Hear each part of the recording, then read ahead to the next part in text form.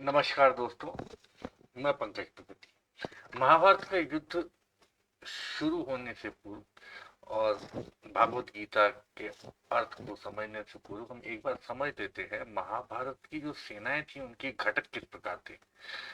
तो एक पट्टी होती थी, सबसे छोटी यूनिट, जो सबसे एक छोटी इकाई होती थी वो पट्टी होती थी। उसमें एक हाथी रहता था, एक रथ रहता था, तीन घुड़सवार रहते थे और पांच पैदल सैनिक रहते थे।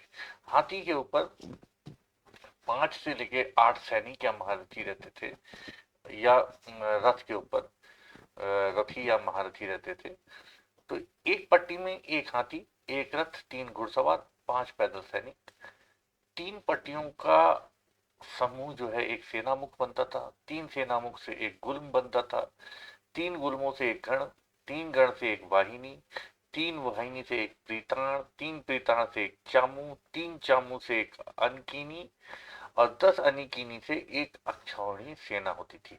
तो इन सबको अगर हम जोड़ेंगे तो हम पाएंगे एक अक्षौहिणी सेना में 21,870 हाथी होते थे और 21,870 ही रथ होते थे।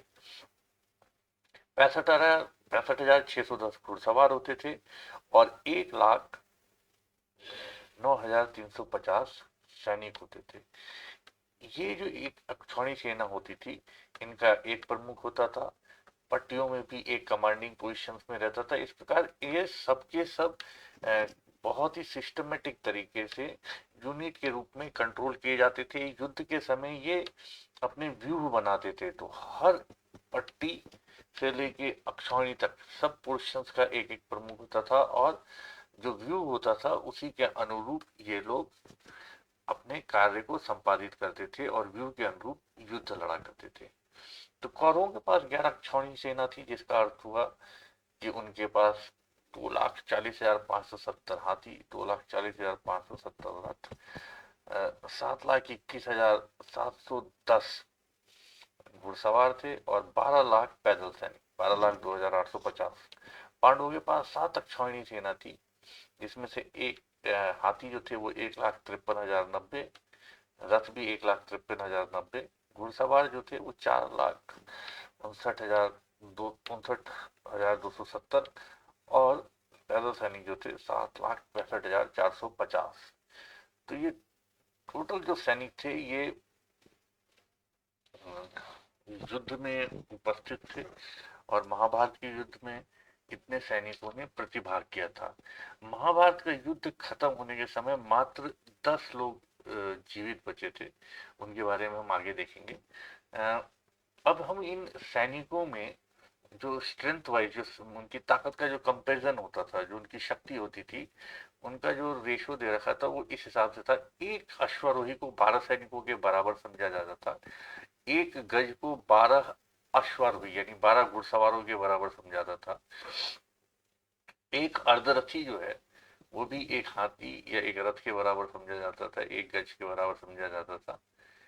एक रथी जो है वो 12 अर्धरथी के बराबर होता था। तो ये दुर्योधन, भीम, नकुल, सहदेव, युधिष्ठिर, शिखंडी, ये सब रथी की श्रेणी में आते थे।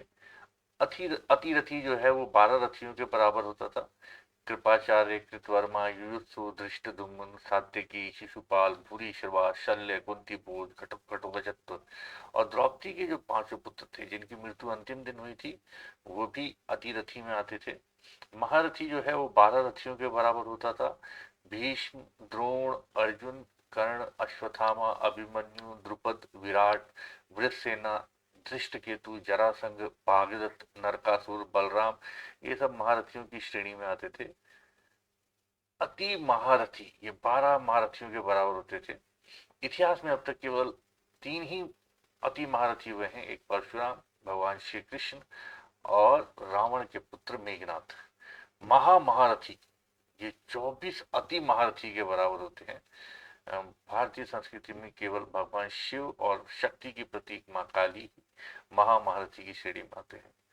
भीम और दुर्योधन जो हैं वो अतिरथी की श्रेणी में आ सकते थे, पर बौद्धिक क्षमता कम होने की वजह से उन्हें 8 रथी के बराबर ही माना गया। यानी कि ये पूरे के पूरे अतिरथी नहीं हो पाए थे, क्योंकि ये थोड़ा शारीरिक बल में ज़्यादा तेज थे, ज़्यादा शक्तिशाली थे, बौद्धिक रूप से कम क्षमतावान समझे जाते थे। भीष्म, अर्जुन और कर्ण को दो दो महारथियों के बराबर माना गया है, परंतु द्रोण को नहीं माना गया था। तो महाभारत का युद्ध शुरू होने वाला था। युद्ध शुरू होने के समय अलग अलग योद्धाओं ने अपने अपने प्रसिद्ध शंख बजाए थे। महाभारत के समय जब भी युद्ध शुरू होता था और खत्म होता था तो सब शंखनाद किया जाता था। सबसे मशहूर शंख जो है पांचजन्य भगवान श्री कृष्ण का कहा गया है। भगवान श्री कृष्ण के गुरु महर्षि संदीपनी ने भगवान श्री कृष्ण से गुरु दक्षिणा के रूप में अपने मृत पुत्र को मांगा था। तो भगवान श्री कृष्ण जो है अपने भाई के साथ, अपने भाई बलराम के साथ समुद्र में गए। वहां पर शंखासुर नाम के असुर का उन्होंने वध किया। तब उसके मरने के बाद खोल शेष रह गया था जो कृष्ण ने अपने पास रख लिया।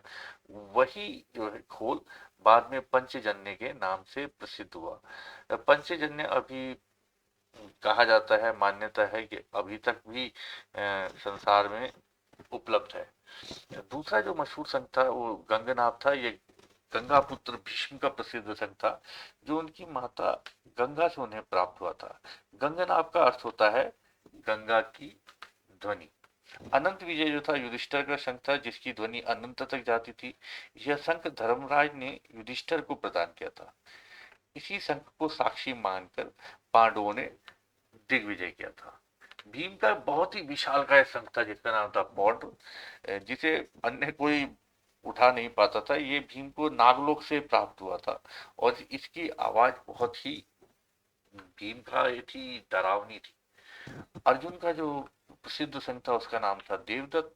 ये उनको वरुण ने दिया था और कहा था कि जब भी इस शंख का उद्घोष करके युद्ध के लिए जाओगे और धर्म युद्ध करोगे तो आपकी विजय निश्चित होगी। नकुल के शंख का नाम सुघोष था। ये माधवी पुत्र थे। ये नकारात्मक, सुघोष जो है अपने नाम के अनुरूप नकारात्मक शक्ति का नाश करता था। मणि पुष्पक ये सहदेव का शंख था। मणि और माणिक्य से भी ज्यादा दुर्लभ ये शंख था। अ, नकुल और सहदेव दोनों को जो शंख प्राप्त हुए थे ये अपने पिता अश्विनी कुमारों से प्राप्त हुए थे। कर्ण का जो शंख था उसका नाम हिरण्यगर्भ था। हिरण्यगर्भ जो था उसके पिता सूर्य देव से प्राप्त हुआ था। हिरण्यगर्भ का अर्थ जो होता है सृष्टि का प्रारंभ होता है और ज्येष्ठ भी होता है। तो कर्ण कुंती के ज्येष्ठ पुत्र थे। इस संदर्भ में उनके शंख को हिरण्यगर्भ भी कहा गया है।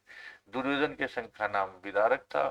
धृष्टद्युम्न जो अग्नि से उत्पन्न हुए थे तो उनके साथ ही, ये द्रौपदी के भाई थे धृष्टद्युम्न, उनके साथ ही यंजघोष नाम का ये शंख भी उत्पन्न हुआ था जो धृष्टद्युम्न के पास था।